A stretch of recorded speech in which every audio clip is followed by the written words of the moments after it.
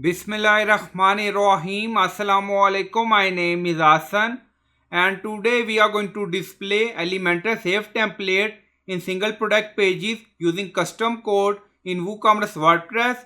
Before starting work, as my request, please subscribe my channel. Thank you. Now back to our work. So this is our default product page. So this is our save template. Now you see shortcode. So this is our layout. So we are going to display layout in single product page after summary.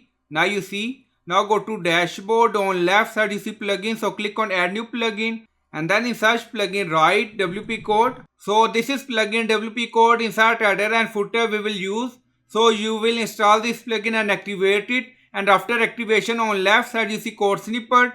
And then you see add snippet, so click on it. Then you see add your custom code, so again click on it. And then you see PHP snippet, so click on it. Now create custom snippet section open. And then you can add title and then you see code preview. Now paste code and you will find this code in video description or in comment section. So in this custom code you can add your save template shortcode. Now you see we add it. And then you see add action WooCommerce after single product summary. And then scroll down, you see insert method, auto insert location, run everywhere. On top you see inactive, now active, and then click on save snippet. Now snippet created and saved. Go to single product page and refresh the page. Now you see display after single product summary. Now you see below this. So this is the image and this is the product section and display save template below this. Now you see. So I hope you like this video. Please like, comment, share, subscribe. Thank you for watching.